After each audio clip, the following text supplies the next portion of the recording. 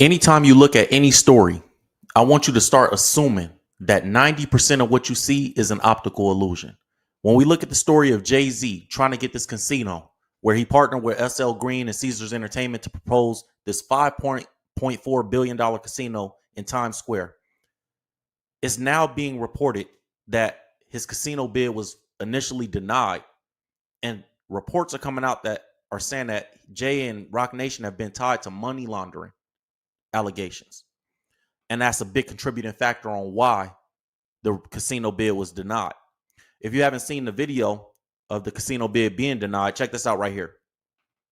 This is the day it was denied, and this is when the plan lost the bid. Check it out. Despicable display of cowardice, lack of leadership, lack of consideration for all the people who benefit from this proposal. So that's SL Green CEO Mark Holliday, and he's speaking about basically just giving his feelings on how he feels about them denying it. He was one of the partners, and they've spent a lot of money. If you don't understand why he would be so upset, these companies, Roc Nation, SL Green, Caesars Entertainment, they spent a lot of money lobbying, which a lot of you guys know lobbying is just a legal word, in my opinion, is legal bribery, where they spent a lot of money lobbying different people that would have a say in this. And they went to communities around, and we're going to report all this. I'm going to show you guys all the information behind this.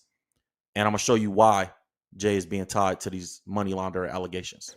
No Times Square Casino, what happened? Well, there's a citizens advisory committee. That's the group that has to say yes or no to the casino proposals. And they said no by a vote of 4-2. And their main reason was some of the elected officials who were involved in this, they say they talked to the neighbors, people who live here, people who work in the Times Square area and other parts of Manhattan. They didn't want it. Now, the advisory committee is elected officials. This is who the community is saying, hey, we want these people to go up there and represent our best interests. This right here is Desiree Perez. When you look at this woman right here, this Desiree Perez, she's the CEO of Roc Nation. Very interesting story surrounding her. Her daughter has accused her, or publicly accused her in a lawsuit of being tied to the cartel, to a Mexican cartel. She was pardoned by Donald Trump for being in possession of like 35 kilos. And I got all that information I'm going to show you guys on this live stream. But she's the CEO of Roc Nation. And there's a video that I'm going to show you guys in a second of, it's her and Jay and some other people in the room. And it's when they were negotiating the casino bid, right? So they were trying to get the casino passed, and they started negotiating it. And you kind of seen Jay take like a role that we don't see him take, which was like, it was almost like his light dimmed. We know Jay-Z to be a confident, outspoken, he seems like the most confident, almost to a point of cockiness guy, especially in the hip hop community. You understand that's Jay-Z's persona. But when I show you guys this video that I'm gonna play for you in a second, you see Desiree Perez seems like she's the leader in the room, and Jay-Z seems like he's the guy that's just taking orders. It's a weird dynamic, and I want you guys to see it for yourself. But let's continue this. Not just 250 million, we're also giving 0.5% of the revenue of SL Green, Roc Nation, and Caesars Palace to the community. So you heard her say there, hey, we're going to give this much revenue to the community. That's lobbying. You basically saying, you know what? We're going to give you guys this money for y'all to chill out because y'all seem like y'all got an issue or y'all scared. We need this casino. And this is her being a part of this, is Desiree Perez being a part of Roc Nation, and what Jay-Z got going on is a big reason why people are saying, and reports are coming out that there's speculation that people on the advisory committee may have felt that there was some money laundering. Obviously, there's some other accusations. I'm going to show you guys some lawsuits and stuff like that, and mentions of it from other people that have nothing to do with this business.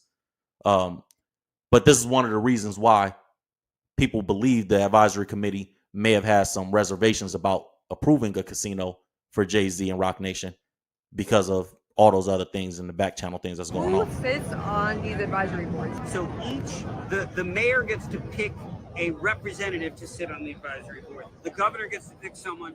The borough president of each borough gets to pick someone. The elected assembly member, the elected senator, and then the city council member. Very so connected that's people. all meant to reflect a broad range of constituents, people who live and work in those neighborhoods. So we had 8 and a half. We're down to 6. We're down to 6 bids. So what comes next? Well, what comes next is the same citizens advisory committees. Each of those 6-member committees have to vote on the other bids sometime before September 30th. If they get a yes, they advance to the state gaming board, which has promised a decision on where the casino licenses go by December 1st. So there you guys have it. That's what's going on. That's basically the legal process of what they're going through trying to get this casino passed. Now, the allegations are it's all revolving this money laundering thing that Jay got going on. And it's interesting because Jay-Z actually has lyrics, ironically, or maybe not so ironically, but Jay has lyrics on a song called Smile on his last album, which was 444, where he said, "Oh, y'all thought I was washed?"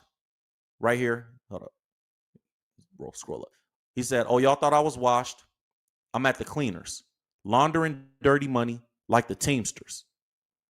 So maybe that's just a flip of a line. Maybe he's just being creative, or maybe Jay is saying something that, he's being, bold about it. Who knows? But either way, these allegations are going around. So let's jump into this live stream. As we start the live stream, I only got a couple rules. Hit the like button if you haven't hit the like button yet. Keep the likes up as we go through the live. Keep it respectful with each other in the comments. It's a subscriber only chat. If you're not a subscriber, you're not going to be able to be in the comment section. And we're going to start with a prayer like we always do. Dear Heavenly Father, I ask that you come into our hearts, God. Everybody that's listening, God, everybody that wants to know you, I ask that you give them grace and mercy, God. I ask that you bless everybody that's listening under the sound of my voice. Lord, I ask that any truth that comes through me be clear that it came from you and not from me, God. And anything that's incorrect, let it be clear that it came from me. In Jesus' name, amen. So, where should we begin? Let's get started. Here we go. The article says, Jay-Z's Roc Nation and Caesar Casino proposal faces scrutiny amid serious allegations. Jay-Z's Roc Nation put up a proposal, a $5 billion proposal with Caesar's Palace, or Caesar's Entertainment, and SL Green. It says the ambitious $5 billion proposal for the casino in Times Square, backed by Jay-Z's Roc Nation, is under intense scrutiny following the serious allegations of criminal activity against Roc Nation. Critics are questioning the wisdom of Caesar Entertainment's partnership with the company now associated with claims of money laundering, racketeering, and human trafficking. Serious allegations against Jay-Z's Roc Nation are here. Recent legal filings have brought to light troubling accusations against Roc Nation, including a lawsuit by Terrence Dixon, which alleges that the company has engaged in a pattern of criminal behavior. The lawsuit details claims of money laundering and racketeering, suggesting that Roc Nation personnel coordinated financial cover-ups and laundered illicit proceeds through corporate accounts. This has raised alarms among community members and stakeholders regarding the potential implications for the proposed casino. This is like an episode of Ozarks, man. This is like an episode of Ozarks. It's crazy, this information that these articles are reporting. It says some of the more serious allegations in the legal filing include, quote, the pleadings set forth specific acts by Roc Nation personnel, including coordination of financial cover-ups, laundering of illicit proceeds through corporate accounts, and the provision of resources to conceal ongoing criminal conduct. The Broadway community has emerged as one of the most vocal opponents of Jay-Z's casino project. Critics argue that the casino could exacerbate existing issues of congestion and crime in Midtown Manhattan. They fear the association with Roc Nation, which is now perceived by many as a criminal organization, could turn the casino into a beacon for gangs and crimes, further complicating the neighborhood's dynamics. So the people that are in power, that have the decision, and they can make the call to say yes or no on approving this casino, they feel like Roc Nation is possibly a criminal organization centered around money laundering. And I think a lot of that has to do with the people that are working there. Obviously, Jay-Z being a guy that his drug dealing history is well known. He always claims to be, through song and different things like that, he claims to be a kingpin that never got caught. 92 bricks all this different stuff. Like, you guys know the lines, you guys know the songs, we all know it. So obviously that's a red flag for people that are not from that world, and people that are trying to do legitimate business. And especially when we talk about billions of dollars being moved and casinos being open, the gaming commission, all these people are going to look at it and say, we got to take a serious look at these people's backgrounds. Then you have Desiree Perez, which I'm going to talk to you guys about who she is and why her background is so crazy in a second. But you have these people, the people working there, and then Juan Perez, who's Desiree Perez's husband. Like, all the people that work with Jay come from that world, allegedly. Like, so the people surrounding him, as well as him, make it look crazy. A public hearing held recently highlighted the divide in opinions regarding the casino's proposal. Supporters argued that the project would create jobs, boost tourism, enhancing Times Square's status as a global entertainment hub. However, opponents, including Broadway leaders, warned that Roc Nation affiliated casinos could harm the character of the area and lead to increased crime rates. Instead of a global entertainment hub, the casino would instead serve as a human trafficking and money laundering front, opponents argued. That's crazy. So people that are down there saying, they say, man, you don't want to just start this casino. Y'all trying to launder money or human traffic. Something's going on behind the scenes. And with everything that's happened, obviously with Diddy and that case and everything that's been happening in the news with Epstein and all the other stuff that's been going on, you want to be on the right side of history, I'm assuming, if you're one of these Broadway people or one of the people that have a say-so. You don't want to be one of the people that voted yes, and it turns into something else later. So they're being extremely critical, and they don't want this to happen.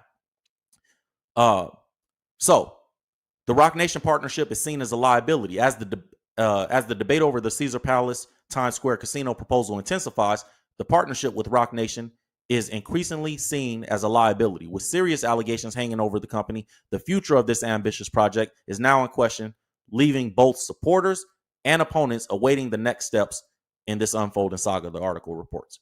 Now, I want to show you guys this video because I think, and this article alluded to it, but I want to show you guys this video. It's blurry, but this is the best we got. This is a video from behind the scenes when Jay and them was having this meeting with Roc Nation. I don't know if I could zoom in on that a little more. They're having the meeting with Roc Nation. Or excuse me, the Roc Nation is having a meeting with the advisory committee over this casino.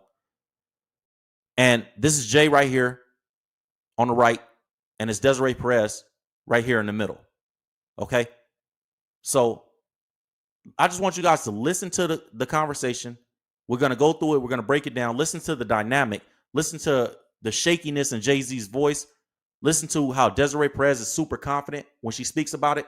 And let's go through it and check it out for ourselves. It's a little blurry, but it's the best we got. And I've tried to find better, but I couldn't find nothing less blurry. So let's check it out. Thank you. As you can tell by Des's accent, she's from the Bronx. I'm from Brooklyn.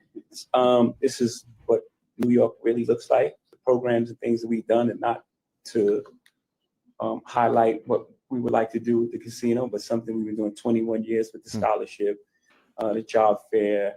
We're 6 years into reform. These are things that we do naturally because it's who we are. So the alignment with Caesars and SL Green, it was important for us that these things are included. Obviously I came up through sports and entertainment, sports too. Mm-hmm. I built my career around entertainment and culture. And again, I'm looking at the body language of the other people in the room when Jay is talking. And when I'm looking at everybody else's body language, I'm not seeing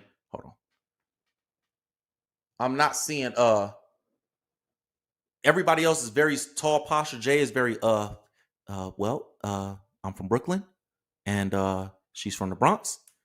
And you don't see the confident Jay that we know, right? And so I think that's a little weird for me looking at. I don't know how you guys perceive that, but I'm looking at Desiree Perez right next to him, and she almost seems annoyed, waiting for him to finish speaking. Again, homegrown talent from Brooklyn and the Bronx, and the things that he's built within New York. And then Times Square being the perfect place for us. I think that This feels weird to me. trying to reserve myself from it's a very good idea.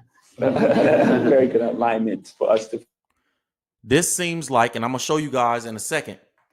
This whole thing right here seems like to me, Jay-Z, you're the cultural face of this. So we're gonna bring you in to give us some star power and give us some celebrity to people that might oppose us. So they might be a little so the people that are voting on this might get a little starstruck and be like, man, we could do this with Jay-Z. And I'm gonna show you something that Roc Nation representatives said to some people that they were trying to pay and give donations to. And they referenced Jay-Z celebrity and specifically Beyonce celebrity to leverage this to go the way they wanted it to go. But I want to play that in a second, but I want you guys to keep watching right here. Check it out. Fulfill the promise of Times Square. And it goes beyond gaming for us.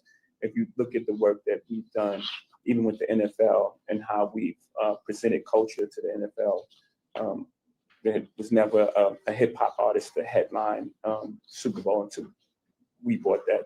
That don't mean anything to the casino bid, bro. I think we bought the NFL their first Emmy in the live sector. And I think we got 5 or 6. We have 5 and we were just nominated for 4. You see how Desiree Perez can't wait to cut him off and speak, and he keep looking at her like, am I saying it right? Am I saying the right thing? Is this okay? You good? We good? And I never see you. Maybe this is how Jay always conducts himself in meetings, and he just lets his representatives speak for him. Or maybe Jay is not as much the brain. I don't know. Maybe he's not as much the brains of the operation as the people around him are just really smart people. Maybe he would say that. I don't know. But I don't see confidence. I'm trying to say everything right so I don't get in trouble.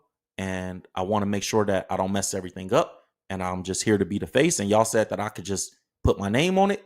And Jay has been accused a lot of being the face of black people in these business rooms solely because all black people listen to him especially when it comes to like, well, let me not say all black people, hip hop community, black people listen to Jay-Z and look to him as a leader. So he leverages that in business rooms. And that's his biggest leverage outside of his relationship, his marriage to Beyonce. So when you have to get in there and start speaking from the merit of where you stand, I don't know how Jay-Z conducts himself in most meetings, but in this meeting, it seems I just see a serious lack of confidence. And within our stand, and we just beginning there as well.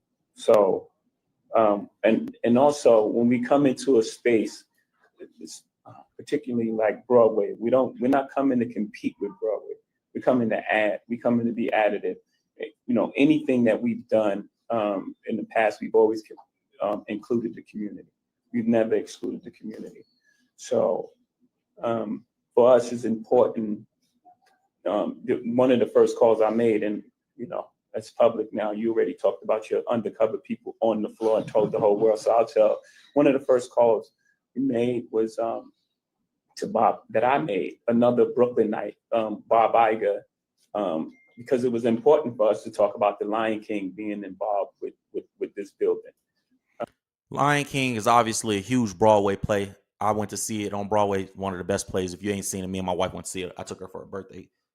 Man, one of the best plays ever. But anyways, I want you guys to pay attention. Here's something I want to note while you're listening to Jay speak. Notice how every move that he's made over the last 5 to 10 years seems to have been in order to have this meeting right here, in order to leverage this meeting right here. So he can go in there and say, we've done the NFL, we've done the Super Bowl, we've done this. Even when he says the Lion King thing, his daughter and Beyonce being the voice of the live action Lion King movie, right? And his daughter Blue being the voice, being a voice actor on there too. And you guys seen them at the Mufasa red carpet premiere and all these different things. We always like, why is Jay there? He ain't in the movie. Now we see. And this is what I say. Everything is an optical illusion. Everything is a business decision. And Jay has been accused of this a lot. Everything is a business decision for Jay. It's never that it's just he's just doing something just to do it. It's all leading up to something else. And it seems like every move that he's made, everything that he's leveraged, when people think that, oh, he's just doing it because he loves the community or he just doing it because of this. Nah, bro. Too many people have said Jay has made these moves just because it's a good business decision for him personally. So when you hear these money laundering allegations and you hear all these different things around and you see Desiree Perez, the way she's looking at him, even look right here in this video. Look how she's looking at him right now. Like when you see her demeanor, and when I tell you guys the backstory on what she got going on, which is crazy, it make you go, is Jay in debt to somebody? Like, do Jay owe a debt to somebody, or is Jay being forced to be the face of stuff, or is like, does he have to make certain moves? Is he? I don't know. It make you question everything though, because maybe I just watched too much Ozarks. But it do make you question it. It does. So I think I'm gonna stop there. You guys okay? Yeah. He's like, I'm not trying to overspeak. Let me chill. Thank you. So that ain't Confident Jay that we normally see. Now let's get into the breakdown of what all this stuff is. Let's get into the inside the war over Jay-Z's New York casino. Now, man, there's so much information here. I know it's going to be a lot, but please have some attention span and just stick with me on this, because I'm telling you guys, when you guys see what's going on, it's insane. It's insane to read. It's insane to like, it's a lot. It's a lot of information, a lot of behind the scenes, a lot of things that you don't see in front of the picture, and a lot of money being moved behind the scenes to people. And it's crazy. But it all will make sense when we get to the end of this. So just stick with me. Here we go. Tens of billions of dollars, thousands of jobs, and quite possibly the fate of New York's most iconic industry and most awful tourist trap were all at stake. But the closing days, after a years-long fight over whether to build a casino in Times Square, seemed to revolve around one man, Jay-Z. The article says you could see it over the summer when Al Sharpton headlined the rally just south of Times Square's iconic red steps. Say yes time in Times Square, Jay-Z, he screamed. He said, the article says you could see it last week at the Broadhurst Theater on 44th Street, the site of the final public hearing on the casino before a do or die vote. For the first time, promised Mark Holliday, the CEO of the city's largest commercial real estate firm. I think that's SL Green. Mark Holliday said, everyone has a seat at the table with Jay-Z at the head. Right there, to me, when you say stuff like that, that's manipulation to me. Everybody has a seat at the table and Jay-Z is at the head marketing. It didn't seem in that video that we just watched, Jay-Z didn't seem like he was the leader or the seat at the head of the table. I don't see it. I think that it's easy. Jay is used to being the face of things. Just put Jay at the face. Let us work things behind the scenes and figure out how we're going to do things. The article says, Hove,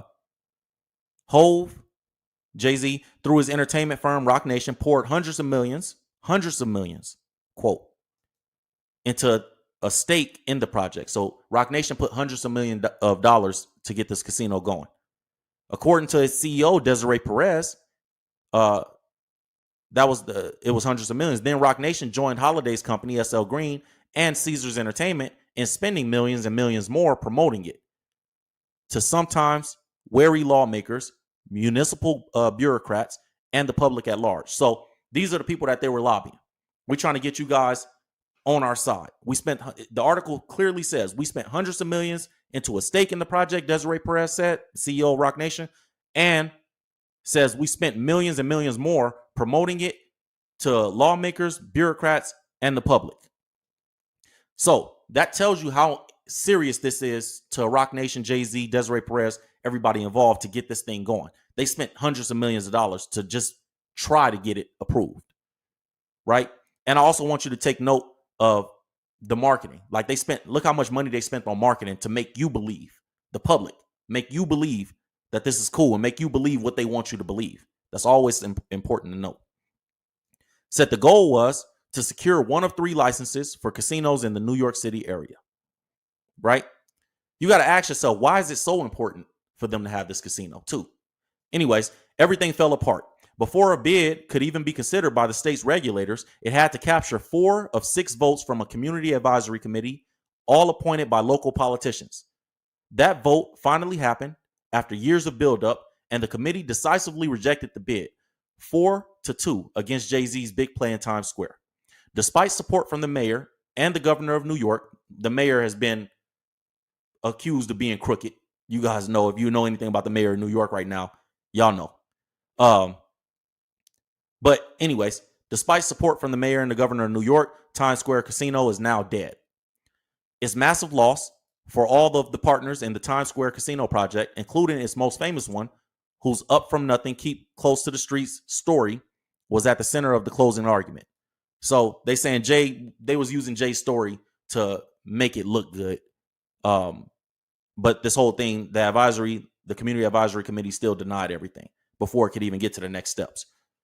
Imagine spending hundreds of millions of dollars and then it just goes away because people voted no. That's why you see that reaction in the initial video I played, the first video I played, where, you see the CEO SL Green, Mark Holliday, reacting the way he was. The article says, Jay-Z said this in a quote and in closing argument. He said, "We from these neighborhoods," Jay-Z told the advisory committee members as they sat across at the conference table over the summer. He said, "We hear a lot of talk about the community. We are the community. We're not saying give it to us because we happen to be Black, Hispanic, and female." That's what Desiree Perez said. She said, quote, "No, that's not what we're saying. Of course not. But we are saying don't ignore who we are, what we stand for, and where we come from, where we've been, everything that we've accomplished. Please don't ignore that." Trust me, they not ignoring it. They actually condemning you for it. Like, bro, y'all come from a drug dealing background. All of you guys. Right? It says, as for the forces opposing the casino, the theater types. So the people that didn't want it were the Broadway people. They said it was the theater types who was worried that tourists might gamble away their Broadway money or that the casino might poison Broadway's delicate ecosystem and create traffic Armageddon in Midtown. Obviously, and we read the article, that some money laundering and human trafficking allegations against Roc Nation may have played a significant role in their decision as well. Let's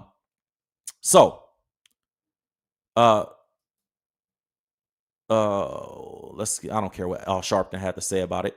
Said the opposition had its own case to make, and that case ultimately prevailed. Casinos weren't just dangerous theater to the theater community, they argued. They rarely bring the revenue they promise. One of the casinos in upstate New York, for instance, is pursuing a deal with the county right now worth up to $585 million just to stay afloat. So basically, this casino wasn't going to make money, is what the Broadway types and the advisory committee thought. Like, man, we already got a casino in New York. It ain't making no money. Y'all just asking for more money and to keep y'all alive. The article says, so it's lots of risk with little reward. What's more, casinos tend to bleed money from the sorts of communities that Jay-Z says he represents. That's a good point. The communities that the Jay-Z and Roc Nation, Desiree, and all them people are going in there and saying that they in there to represent, bro, them people's gonna be down here gambling their money away, ruining their lives. Gambling is already a huge addiction and problem in general. Y'all see how crazy people get about sports gambling just on their phone. Imagine a casino in Times Square. So I understand that perspective. So they said these type of casinos tend to bleed money from the sorts of communities that Jay-Z says he represents. Promises to the contrary were empty and even harmful to the community. Kind of like the ones coming from the former casino owner who's now in the White House. They taking a little shot at Trump. Jay-Z's interest in the casino goes back more than 15 years. At the time, New York State was looking to build a slot parlor near a horse racing track. One of the bidders tapped Jay-Z for informal, quote, marketing and community advice. So Jay tried to get involved in the casino business before. That bidder eventually won, beating out SL Green. But after the deal collapsed, Resorts World, a subsidiary of the Malaysian firm, was given the contract instead. Now, today, that same slot parlor is the most lucrative gambling hall in America outside of Las Vegas, bringing in nearly $1 billion a year in annual gaming revenue. Jay-Z and Roc Nation continued to explore casino deals. Then in 2022, SL Green chief Mark Holliday was chatting with Jay-Z at a Brooklyn Nets game. Maybe they discussed maybe they discussed they could try together and get into an even higher stakes contest for one of the licenses. So they saying that the guy that brought Jay-Z onto this deal, Mark Holiday, which is the SL Green dude, real estate guy, say he met with Jay and was like, look, if you be the face of this is what the article is alleging. And maybe it was, hey, if you be the face of this and you get us the black community and the brown community, maybe I have a better chance. I already tried to get into the casino business and I couldn't. And so maybe that's where Jay interest was like, man, yeah, we could get into that. And as a joke for the money laundering, maybe Jay went back to his people like, look, I could get you a casino in the Ozarks. Shout out to Marty Bird. Anyways, so Jay will be the Marty Bird and Desiree will be the Wendy Bird in this scenario, correct? So anyways, you gotta, if you haven't watched Ozark, you'll understand after you watch that show. Great show, by the way. So they started ironing out the details. Roc Nation announced its involvement in the Times Square casino bid at the end of that year. Not long after, the Broadway League, which represents theater owners and producers, began mobilizing support against it. What unfolded was a miniature political campaign similar to what was happening at almost a dozen different sites. On one side, the promise of more work and the buzz that comes with billions in the economic activity. On the other side, fears that a casino would leach more from the neighborhoods than it would add to it. Every casino bidder promises hundreds of millions of dollars in improvement to the community around them. Each casino bid faced opponents who noted those payments were a rounding error compared to the money that was going to be made. So basically, yeah, y'all promising these little pennies to the surrounding communities, but y'all going to make billions and billions and billions of dollars. So stop acting like this is some philanthropic thing. This is not charity that you guys are trying to do. Y'all about to make a lot of money and you know it. So stop pretending. So that's what the worry was, right? The ultimate goal for these campaigns was to persuade those 6 people on the community advisory committee to vote their way. So they're saying that there's some political campaigns, and Jay, Roc Nation, and all these people started playing the politics game and going behind the scenes and, you know, trying to persuade the people on the community advisory committee to vote for the casino to be approved, which didn't work out, but that's what was going on. Early on, this is interesting right here. This is really interesting. Early on, the Times Square group approached the state senator, Liz Kruger. She may have been a diehard gambling opponent. This is a quote. She said, I voted against bingo and church basements. She said, I don't like no gambling. I don't even like bingo and church basements, she said. But she controlled one of the 6 votes on the Times Square Community Advisory Committee, the one that was voting for this Jay-Z Roc Nation casino. In a Zoom meeting, she said the casino team asked her if she wanted to meet Jay-Z. You see that? Do you want to meet Jay-Z? They're using Jay as a puppet. I'm sorry. They're using Jay as a puppet. Like if you just want to meet Jay-Z, like it's like a low-key way of bribing somebody. Like, we can introduce you to Jay-Z, right? And this is a senator. And so they're trying to convince her to vote their way. So in a Zoom meeting, she said that the casino team asked her if she wanted to meet Jay-Z. She said in response, quote, why? I don't like his music particularly. And in response to that, they said to her, you don't want to meet Jay-Z? Well, you know who he's married to, right? So leveraging Beyonce, which is something that actually is crazy because this is what 50 Cent constantly says about Jay and his business tactics. If you guys remember, over the last years, and obviously 50 has said this a lot, but he was on the most recent time that he said it, he was on Andrew Schultz's Flagrant podcast. And 50 Cent said this right here. He said, quote, hold up. I'm going to reload my back. What happened?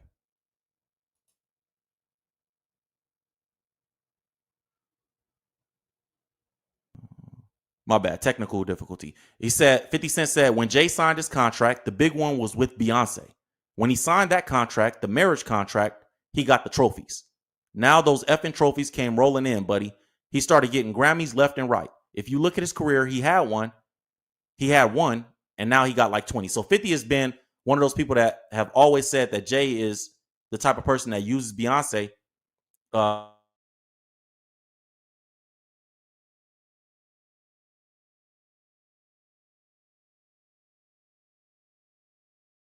husband criticisms that you didn't allow Jay. Is like, bro, you use your marriage and your relationship as a catalyst to get you business deals. And so it seems like that's exactly what was happening with this senator. They were more so trying to bribe her with the promise of, hey, you know, Jay-Z is a big celebrity. And when that didn't work, it was like, well, she was like, I don't even like his music. I don't know this man. I don't really care nothing about him. And their response to that was, well, you know, he's married to Beyonce, right? It's like, okay. And so the article says she didn't meet Beyonce, nor did she get together with Jay-Z. Not even when Jay-Z went upstate, up to the state capitol in Albany in May. So I guess they're saying that Jay went up there to meet with her personally, trying to persuade her to vote his way. But the Times Square, according to the article, the Times Square casino crew used other ways to make their plan more convincing. They recruited former NYPD Commissioner Bill Bratton, who came up with a $78 million plan to secure the neighborhood with drones and cameras and a private security force. In my opinion, if you got to do all that, then it's probably a bad idea. You know what I mean? If I got to get drones and cameras and private security forces just to put a business here, something's wrong with that business. But I think that the security measures that that the people that were voting were worried about, I think it had more to do with the money laundering stuff and those accusations. Because, like, bro, you're going to bring that level of crime here. Not petty crime, not petty theft. We talking about you bringing cartels to New York City, Times Square? No. You know, so I think that was a huge contributing factor. They pledged, the article says, to buy tens of millions of dollars worth of theater tickets. So they was doing everything they could. Oh, y'all worried about Broadway? Okay, we'll buy tens of millions of dollars of theater tickets to boost Broadway's economy and pour cash into local charities. And they made the point over and over again that operating a casino in Times Square isn't like doing it anywhere else. They said, quote, it's not like we're trying to stick this casino building in the middle between some residential neighborhood that's like super quiet, Desiree Perez said. She said, this is supposed to be live and loud. It's Times Square. I think that this is more about who's saying it than what's being said, honestly. I think Desiree Perez being the one speaking on this is tough. Now, I want you guys to pay attention to this part because this is actually interesting and important to what we're going to talk about next as well. Said, but there are plenty of locals in the neighborhood around Times Square still. In 2023, the Times Square casino team hosted an 8-hour free buffet for locals. The rapper Fat Joe, a Roc Nation client, showed up to lend his support. Why is that important? And then, by the way, one prominent local community advocate told the reporters that she wasn't impressed by all the marketing and fluff. She said, quote, I think it's a really predatory business. Now, Fat Joe showing up. And we talking about the money laundering allegations, right? And when you look at one of the people that made the money laundering allegations, they're also suing Fat Joe. They were making these allegations in the lawsuit that they were suing Fat Joe in. So to hear Fat Joe was involved, maybe that made the Community Advisory Board committee go, huh? And this dude, y'all got this other dude that's tied to these money laundering allegations, which we don't know to be true, but he's tied to them, right?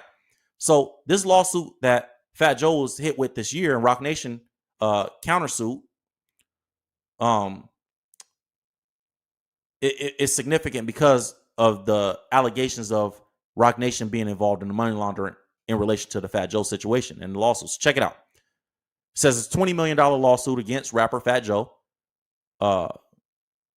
which Roc Nation is calling a strategic effort to defame the company and try to pressure it into a settlement.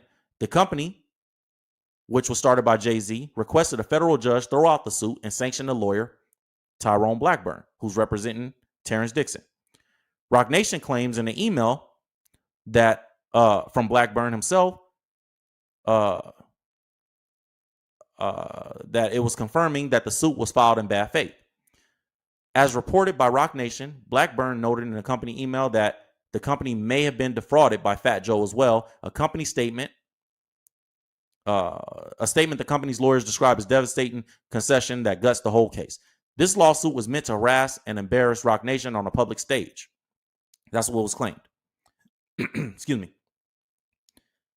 The email arrived hours after Roc Nation had moved to dismiss the case and is now at the heart of the company's case. So this lawsuit is still going, but they got some evidence. Roc Nation has found some evidence that favors them. Now, outside of all the what's going on with the particulars of the lawsuit was originally brought in June, right? It says the lawsuit was originally brought in June, charges Fat Joe with some forced sex acts, monitoring threats, and withholding payment from Dixon, who worked for the rapper for 15 years, right? Cool. This keeps reloading. Hold on.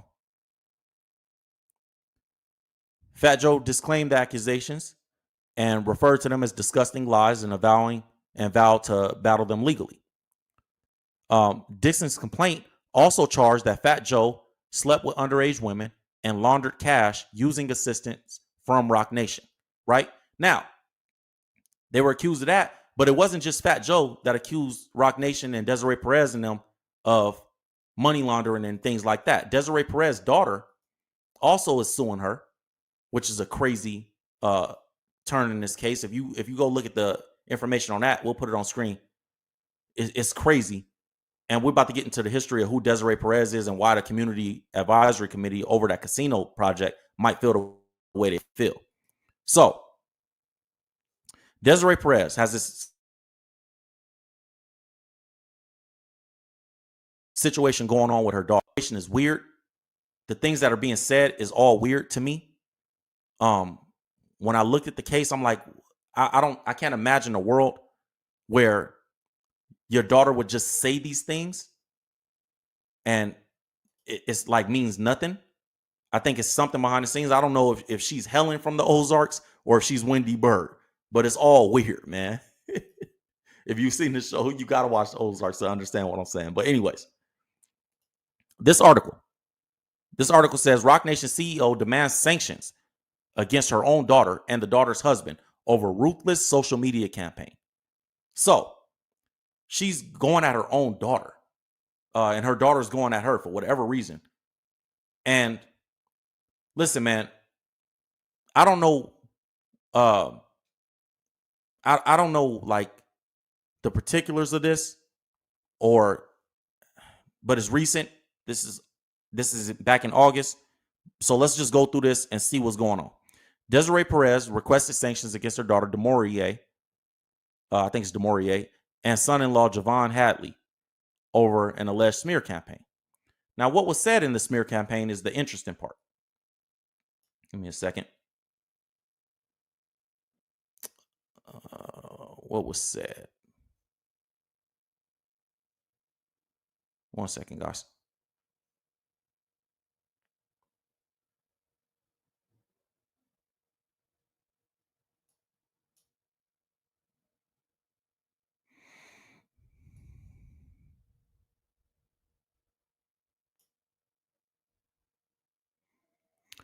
So the article says that the daughter filed a lawsuit against Desiree Perez, accusing her mother of abusing the legal system in Florida to strip her freedom and damage her family life.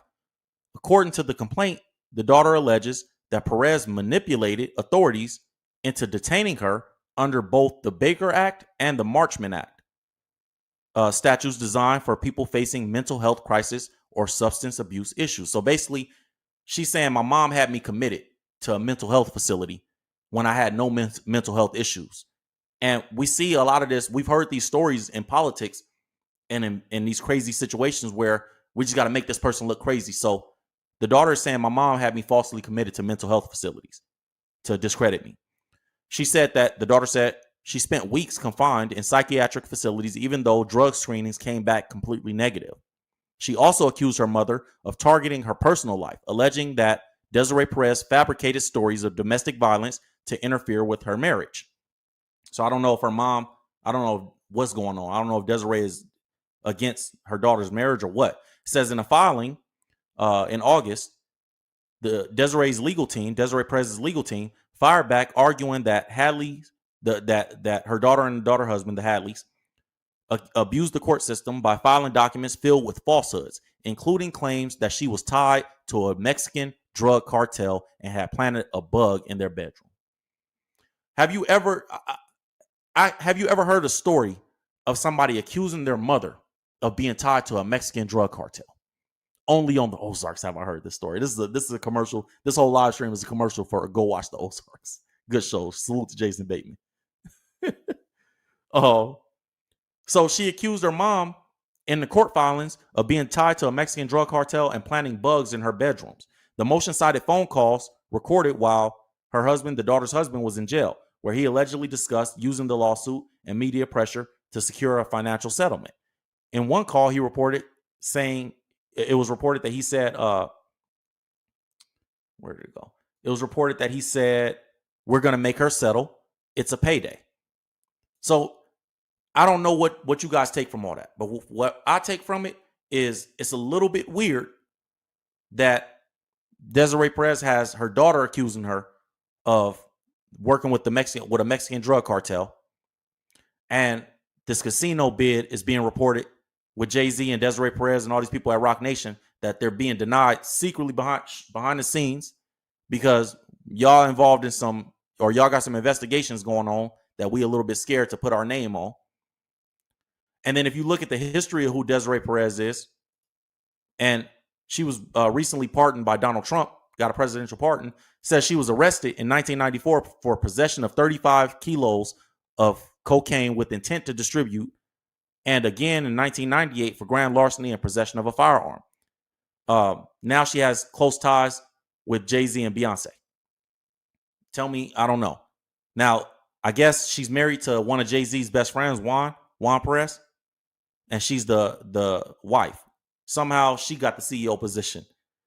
The article says Perez was a 26-year-old mother, so she wasn't a kid. She was 26 years old when she was arrested in New York for a possession with intent to distribute 35 keys of cocaine. This is a report from the New York Daily News, by the way.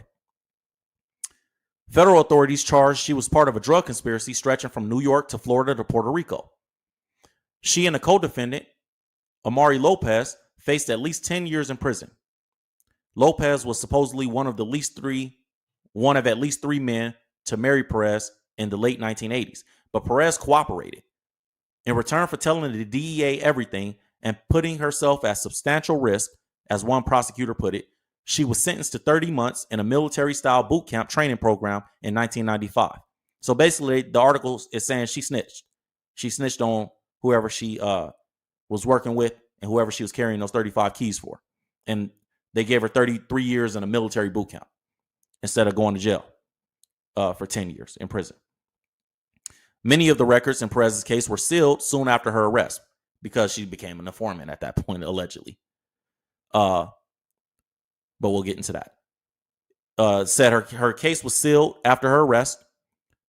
Said, but one transcript from a June 11, 1996 court hearing obtained by the news shows the feds were pleased with her star mole, or with their star mole. So she became a star informant for the feds, according to that.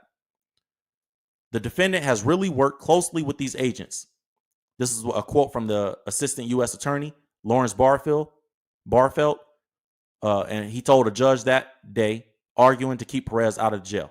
So she had the U.S. attorney, assistant U.S. attorney, saying that, she did really good work and she worked closely with the agents and helped put a lot of people away. Miami-based defense attorney Alan Ross told the judge that his client, quote, wore a wire on no less than 4 or 5 occasions when she's been down in Puerto Rico. So she wore a wire in Puerto Rico. She was an informant, according to the court documents in this report. Quote, and I think the court knows from its experience that you just can't do anything any more dangerous than wear a wire and go into an undercover meeting in Puerto Rico with a known violator, one who's suspected of being investigated for a murder case down there. The transcript describes how a mutual regard and respect developed between Perez and the DEA special agents she worked with to bust Colombians moving cocaine shipments of 50 to 100 kilograms, 50 to 100 keys.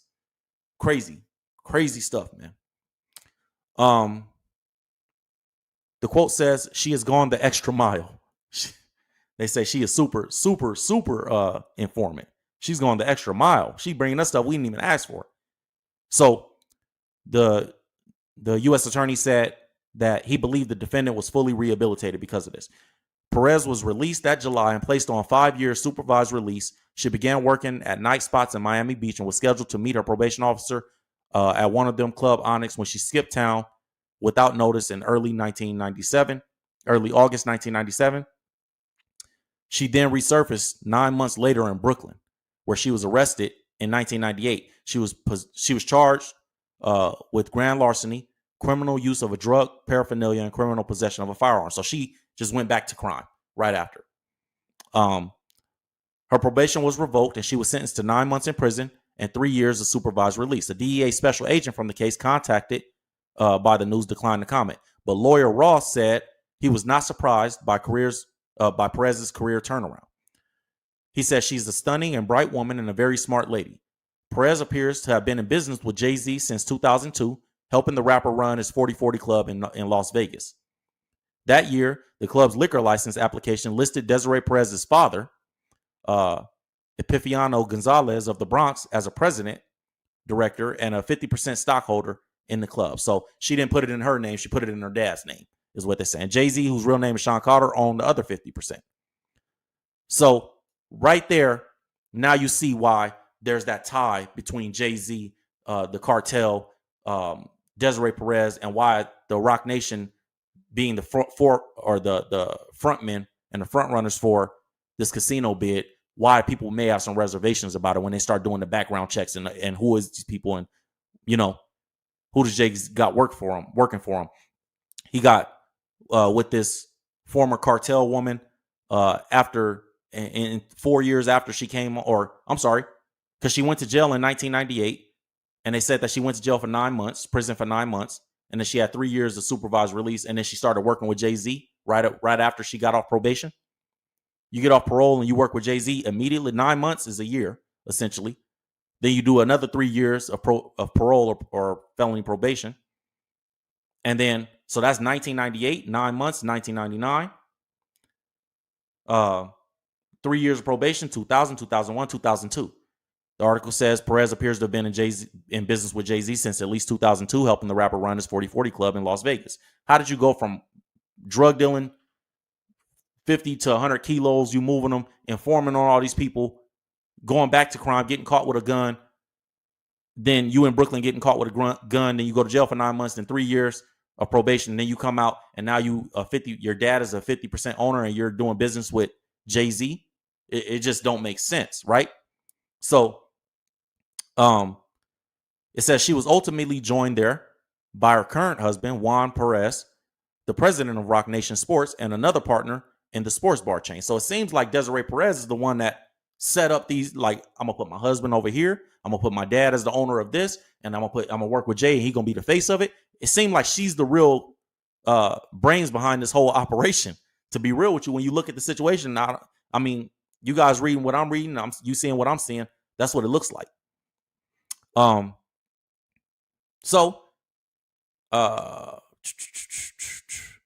Jay-Z rapped the line, said, "Catch me with the X with OG at a Yankee game." Juan Perez's nickname is OG. "I made the Yankee hat more famous than the Yankee can."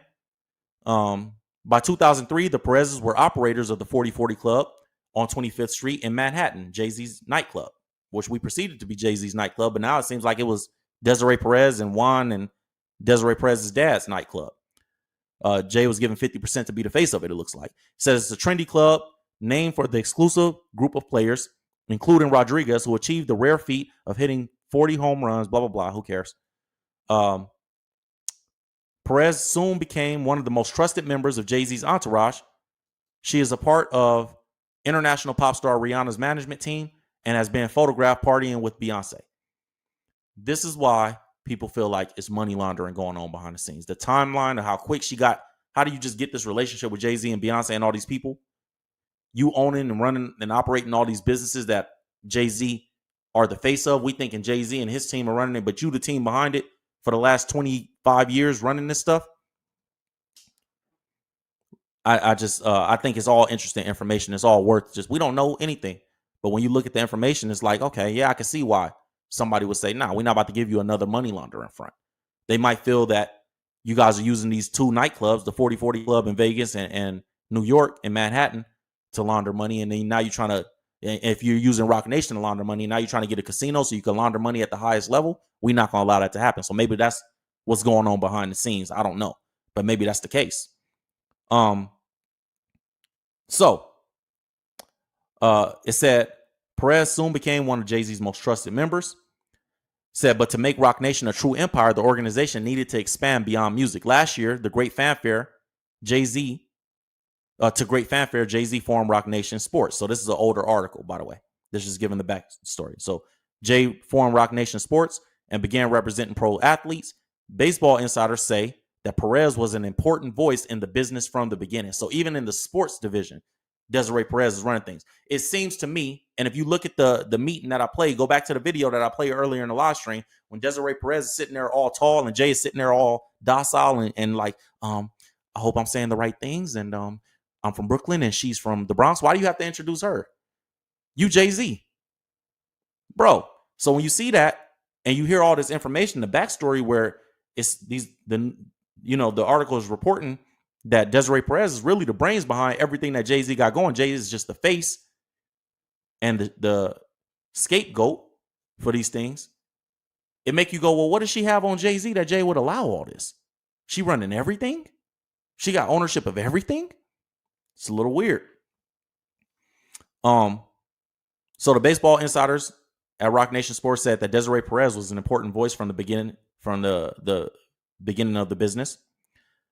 Former Florida Panthers executive Michael Yormark acknowledged the role that Perez plays when he left the NHL team and joined Roc Nation Sports in March. Said, I'm honored and humbled to be joining Jay-Z's Roc Nation Sports as president and chief strategy officer. I'm thrilled to be joining an exciting, innovative organization led by Desiree and Juan Perez.